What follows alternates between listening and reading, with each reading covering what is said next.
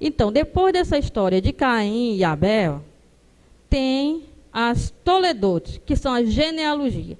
Olha, tem gente que detesta. Fulano gerou Cicrano, Cicrano era filho de fulano.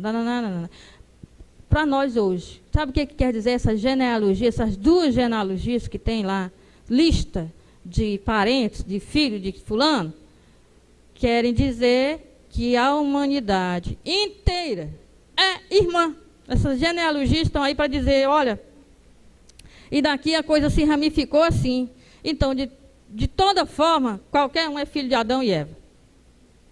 Então, é a coisa mais linda colocar no início da humanidade um casal, porque não tem jeito, todo mundo se torna irmão. A ideia maravilhosa, só podia sair da cabeça de Deus mesmo, foi a inspiração do Espírito Santo. Contar a história da humanidade como uma história de família, porque aí todo mundo é irmão. O pessoal fica criticando o fato de que a gente é uma idiotice falar que o mundo começou com Adão e Eva. Teologicamente é a coisa mais profunda que se pode dizer. Cientificamente é a maior besteira do mundo. Mas a Bíblia não está interessada na ciência, está interessada em dar a sua lição moral, salvífica. Não é? Então, temos duas listas aí, de 10 gerações. Né? De Adão a Noé e de Noé a Abraão, que é onde ele quer chegar, que nós não vamos ver nesse curso, porque esse curso todinho é antes de Abraão. Agora tem a questão dos... Matusalém viveu não sei quanto tempo. Irmã, como é que Matusalém... Aí tem gente, como foi mesmo que Enoque viveu aquele tanto de tempo? Oh, gente. Tem gente que fica achando motivo para isso. Espera aí que nós vamos já saber. A lista desses nomes está nos mitos. E você iria morrer de rir lendo esses mitos. Porque os personagens são todos reis da Mesopotâmia. E eles vivem 16.800 e não sei quantos anos, 20 e tantos mil e não sei quantos. Quando eles tinham 100 anos, foram desmamados. Quando eles tinham uns 300 não sei quantos anos, eles brincavam com não sei o quê. Aí você bola de rir. Então, são os reis. Então, para que essa... Aí, claro que a Bíblia diminuiu. Não é tanto, peraí, não vamos botar muito... Por quê? Porque esses reis eram depois deuses, né? Transformados em deuses. Ela não. Tudo é ser humano.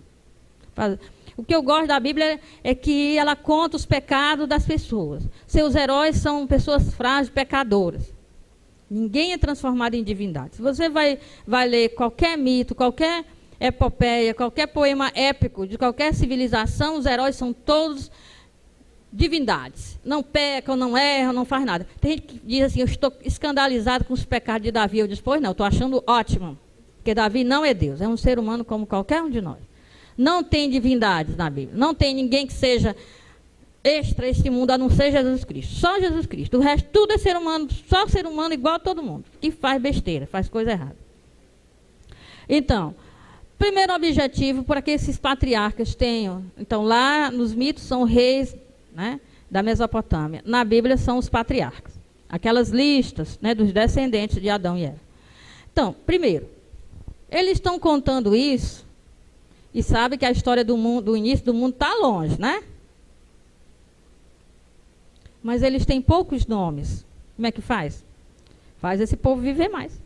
Então, são poucos nomes, então tem que preencher o vazio entre as origens do mundo e o tempo aqui que agora que eu estou narrando. Então, taca 600 e tantos anos, 900 e tantos anos, certo? Para eles, para poder preencher, porque senão não dá.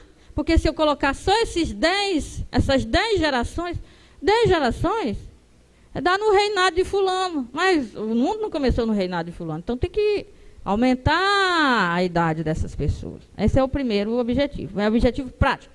Segundo, a ideia de que no tempo remoto as pessoas viviam mais lentamente. Não é que elas viviam mais tempo, é que elas viviam devagarinho. Elas não levavam só 9 meses para nascer, não. Levavam anos para nascer. Depois, até 100 anos, elas ainda eram crianças, bebezinhos. Aí elas viviam bem devagarinho.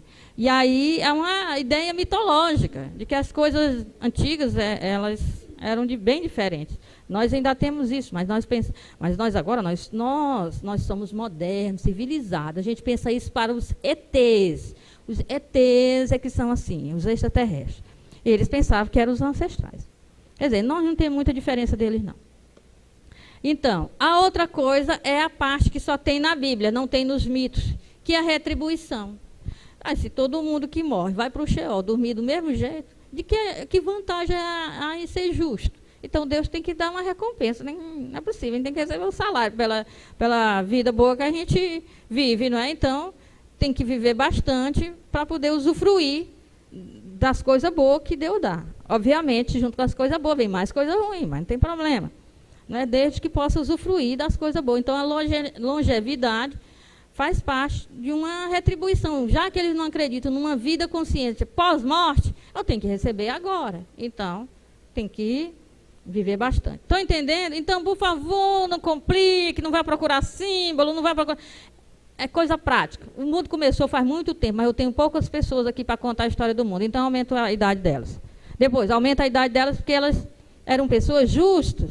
Então, elas têm que receber algum prêmio na vida, não é? Então, praticamente isso. É coisa prática. Agora, o problema é que, com essa vida longa, né, em vez da coisa melhorar, a coisa desanda. Não é só mais tempo para fazer o bem, é mais tempo para fazer o mal.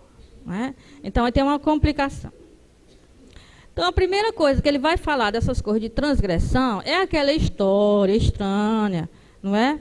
Dos filhos de Deus se unindo com as filhas dos homens e tendo uns, né? Nascendo uns gigantes e aquela coisa toda. Ora, isso aí vem dos mitos. Para os mitos, os heróis de antigas civilizações eram semideuses. Então, os 12 trabalhos de Hércules, né? Separando os canais, né? Fazendo isso e aquilo outro, não é? Então, hoje nós não dissemos que são os heróis antigos. Stonehenge, por exemplo, são aquelas pedras colocadas daquele jeito, ninguém sabe como que elas foram colocadas ali, foram os ETs. Os ETs, os extraterrestres que fizeram isso, não foram os heróis antigos. Nós não somos tão diferentes deles, não é? Então, eles acreditavam que os heróis das antigas civilizações eram semideuses e por isso eram gigantes e faziam os feitos gigantes. Seu nome, Anakin ou Enansi, né? Enansi. Daí aqueles filmes, tem o nome lá do herói de Anakin. Nós já tivemos um cachorro chamado Anakin, porque ele era grandão. Não é?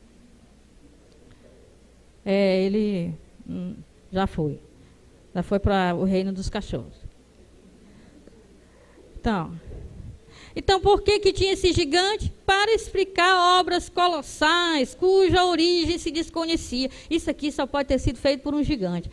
A pessoa cava, vai irrigar a terra, cava uma vala, não é? Para poder levar água até a plantação. Aí chega num cânion, aquela coisa gigantesca. Aí parece aquela vala que eu fiz, só que é gigantesca. Quem fez? O gigante. O gigante fez aquilo ali. Pronto. Então, o problema é, os filhos de Deus, Bnei Ha Elohim, ao pé da letra seria os filhos dos deuses, que Elohim é uma palavra plural. Tem muita gente que não sabe por que Elohim está na criação o tempo todo. Porque os textos da criação são baseados em mitos. E Elohim significa apenas deuses, ou os poderes, ou os governos, ou os governantes. Não é nome de Deus nenhum. Então, os poderosos, né? Então, na Bíblia, o verbo vai estar sempre no singular, porque não tem os deuses. Ele mantém a palavra Elohim, que é plural, e coloca o verbo no singular. Aí a gente traduz por Deus criou, Deus fez isso, né? Mas lá a palavra está no singular. Então, nos mitos tem os Bnei Elohim, Ha Elohim, quer dizer, os filhos dos deuses, ou seja, os semideuses, os gigantes, né? Nasceram de uma relação sexual entre os deuses e as mulheres da terra, que eram muito bonitas. E só o que tem é mito de deusas com ciúme dos seus maridos, porque as mulheres são muito mais bonitas do que as deusas.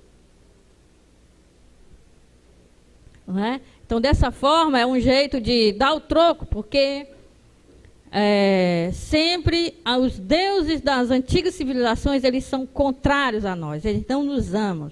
Nas antigas civilizações, o ser humano já foi feito para trabalhar no lugar dos deuses, para ser escravo dos deuses, para servir de chacota para os deuses. Então, essa coisa de um Deus bondoso que cuida de mim, isso não é verdade.